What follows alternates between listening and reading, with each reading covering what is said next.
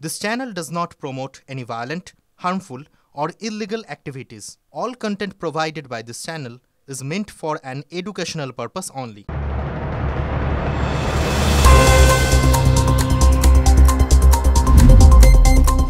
রাজ্যে এসআইআর নিয়ে রাজনৈতিক চাপানুতোড়ার মধ্যেই বনগাঁয় সভা তৃণমূল সুপ্রিমো মমতা বন্দ্যোপাধ্যায়ের। মঙ্গলবার বনগাঁর ত্রিকোণ পার্কের সভা থেকে বিজেপি এবং নির্বাচন কমিশনকে তীব্র আক্রমণ করলেন। কেন তাড়াহুড়ো করে 2 মাসে এসআইআর করা হচ্ছে তা নিয়ে ফের জাতীয় নির্বাচন কমিশন এবং বিজেপিকে নিশানা করলেন তিনি। সময় নিয়ে এসআইআর করলে ঘটিবাটি বিক্রি করে তিনি সাহায্য করতেন, এমনটাও বলতে শোনা গেল মুখ্যমন্ত্রীকে। কার কথাই চলছেন? আপনি এসআইআর করুন 3 বছর টাইম নিয়ে, ঘটি বাটি বিক্রি করে সাহায্য করে দেবো, কিন্তু ইলেকশন আসছে বলে 2 মাসের মধ্যে গায়ের জোরে এটা আপনারা করতে পারেন না। আর যদি করেনও, ড্রাফট লিস্ট বেরোলে দেখবেন বিএলওদের কি করবে। বিএলওরা আপলোড করতে পারছে না, ইন্টারনেট নেই, হোয়াটসঅ্যাপ নেই, রামের জায়গায় শ্যাম চলে যাচ্ছে, শ্যামের জায়গায় যদু চলে যাচ্ছে। ড্রাফট লিস্ট বেরোলে দেখবেন কি ভয়ঙ্কর ভয়াবহ অবস্থা, এটা আমরা উপলব্ধি করতে পারছি।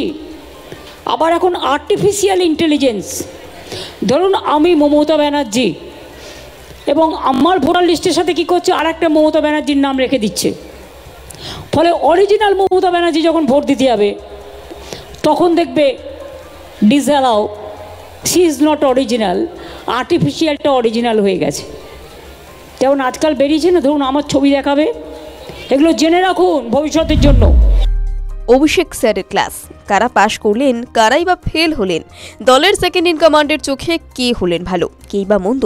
সূত্রের খবর, নির্বাচন কমিশন যেমন তথ্য আপলোড করছে, একইভাবে তথ্য ভাণ্ডার তৈরি করছে তৃণমূলের বিএলও-টুরাও। সোমবারই তথ্য আপলোড করার নিরিখেই নম্বর দিলেন অভিষেক। দলীয় সূত্রে জানা গিয়েছে, অভিষেকের বিচারে ভালো নম্বর পেয়েছেন হরিপাল এবং ধনেখালির বিধায়ক, কিন্তু পিছিয়ে রয়েছেন 8টি বিধানসভার বিধায়ক। এই তালিকায় নাম রয়েছে উত্তরপাড়ার বিধায়ক কাঞ্চন মল্লিকের। কি তার যুক্তি, শুনুন। আমি তো ক্যাম্পে গেছি এবং ক্যাম্প দর্শন করছি, এসআইআর ক্যাম্প যেগুলো প্রত্যক্ষ ক্যাম্পগুলো, সেইখানে গিয়ে এবং যেখানে গেছি তার ছবি পর্যন্ত আমি ফেসবুকে আপলোড করেছি। যাই হোক, তবু আমি একবার, এটা আমার মাথায় রইলো, আমি নিশ্চয়ই, আমি তো জানি না, আমি তো গেছিলাম এবং যাচ্ছিও। ঘন ঘন যেতে হবে সেটা আমি জানি না, তার মানে শিখতাম নির্দেশ অনুযায়ী আমাকে আবার যেতে হবে, কিন্তু আমি তো গেছিলাম, সেটাই আর কি। চাপ সহ্য করতে না পেরে কোনো বিএলও আত্মহত্যা করছেন, কেউ অসুস্থ হয়ে পড়ছেন। এর জেরে কাজের অতিরিক্ত চাপের অভিযোগ তুলে ধর্নায় বিএলওরা। এদিকে ক্যানিং দেখল এক অন্য স্বভাবের বিএলওকে। ক্যানিং পশ্চিম বিধানসভার 238 নম্বর বুথের বিএলও সিন্টু রাউত পথ দুর্ঘটনায় মারাত্মকভাবে জখম হন কিছুদিন আগে। 1 মাস বিছানা ছেড়ে ওঠার অনুমতি ছিল না, কিন্তু তারই মাঝে কাজে বেরিয়ে পড়লেন সিন্টু। টোটো রিজার্ভ করে ভোটারদের বাড়ি বাড়ি পৌঁছে যাচ্ছেন হাসি মুখে। যেখানে সুস্থ সবল বিএলওরা কাজে অনীহা দেখাচ্ছে, সেখানে অসুস্থ দৈহিকভাবে অক্ষম বিএলওকে বাড়ির দুয়ারে দেখে খুশি ভোটাররা।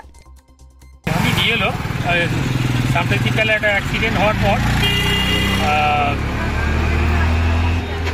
আমি ট্রিটমেন্ট করে তারপর একটু সুস্থতা লাভ করেছি, করে এখন বিএলওর কাজটা সম্পন্ন করছি। আমার এরকম পরিচিত সব, ফলে এখানে কাজ করা অসম্ভব আমার কিছু নয়। তার সত্ত্বেও আমি চেষ্টা করছি, আমার মনের জোর আছে, আমি সুস্থতা লাভের সঙ্গে আমি কাজটা করতে চাই।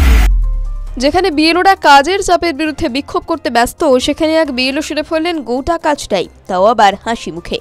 ঘটনা আরামবাগের মাধবপুর অঞ্চলের। সেখানকার 182 নম্বর বুথের ভোটার কুন্তল ঘোষাল। ফর্ম বিলি, ফর্ম তোলা সপ্তাহে হয়ে গিয়েছে তার, তাও আবার নির্ধারিত সময়ের আগেই। বিএলওর কাজ দেখে খুশি গ্রামবাসীরাও। কিভাবে সবটা গুছিয়ে করলেন কুন্তল, শুনুন। দেখুন, এটা কারো শারীরিক প্রবলেম থাকতে পারে এবং কাজ করার যে মানসিকতা বা কাজ করার সিস্টেম, সেটা একটা ভাবনা চিন্তার একটা ব্যাপার থাকে। আমি প্রথমেই যদি 800 ভোটারের ফর্ম ফিল আপ একদিনে করে ফেলবো, এই লোডটা নিয়ে আমি মানসিকভাবে অনেকটাই ভেঙে পড়বো। কিন্তু আমি যদি ছোটো ছোটো স্টেপে এগিয়ে যাই, যেটা আমার ক্ষেত্রে আমি করেছিলাম, প্রতিদিন আমার টার্গেট ছিল 70 থেকে 80টা ফর্ম ফিল আপ করবো। এবার 50, 60টা, 70টা করতে যেয়ে আমার 100টা ফর্ম ফিল আপও একদিন হয়ে গেছে। সেই কারণে আমার কাজটা তাড়াতাড়ি উঠে গেছে। কারণ প্রথমেই যদি বেশি দেখে আমি ভড়কে যাই, তাহলে মানসিকভাবে ভেঙে পড়লে আমি সেই জোরটা পাবো না। রবিবারই বৈঠক থেকে বিএলওদের হিরো বলে প্রশংসায় পঞ্চমুখ হয়েছিলেন সিইও মনোজ আগরওয়াল। এদিকে আজ এক বিএলওকে শোকজ করল নির্বাচন কমিশন। অভিযোগ, ফর্ম ঠিকমতো বিলি করলেও ফিল আপ করা 400 মানুষের ফর্ম নিজের কাছে রেখে দিয়েছিলেন তিনি, জমা করেননি। ঘটনাটি ঘটেছে মহেশতলা পুরসভার 16 নম্বর ওয়ার্ডে। সেখানকার বিএলও ফরিদা খাতুনের বিরুদ্ধেই এই অভিযোগ। বর্তমানে সুপারভাইজার সমস্ত কাজ করছেন। উনি বলছেন আমি করব না, আমি পারছি না। এটা আমার ওনার হাজবেন্ড যিনি আছেন তিনি আবার বলছেন আমি হাইকোর্টের কি উকিল নাকি, ওনার ছেলে কোথায় নেই কাজ করে, উনি ভয় দেখাচ্ছেন। উনি চাইবে ইভেন ইয়ারো ম্যাডামকেও ভয় দেখাচ্ছেন, আমাদের ইয়ারো ম্যাডাম, যে আমি পারবো না, আপনার যা খুশি করা করুন। 750 ফর্ম উনি ডিস্ট্রিবিউট করেছেন, 400-র মতন ফর্ম উনি তুলে উনি বাইরে বসে গেছে। বিএলও তো এখানে আসেনি, আমাদের মাঝপথে ফাঁসি দিয়ে চলে গেছে। কাগজপত্র কিন্তু সব জমা দিতে হবে, না তো আমরা তো ফেঁসে যাবো। আমরা সব এখানে দুশ্চিন্তায় আছি যে কাগজগুলো না জমা পড়লে তো আমাদের তো এমনি তো মানে এসে সব চিন্তায় মানে সব পড়ে আছে, তার মধ্যে ফের আবার এইগুলো না কাগজগুলো জমা পড়লে তো আরও তো সব দুশ্চিন্তায় থাকবে।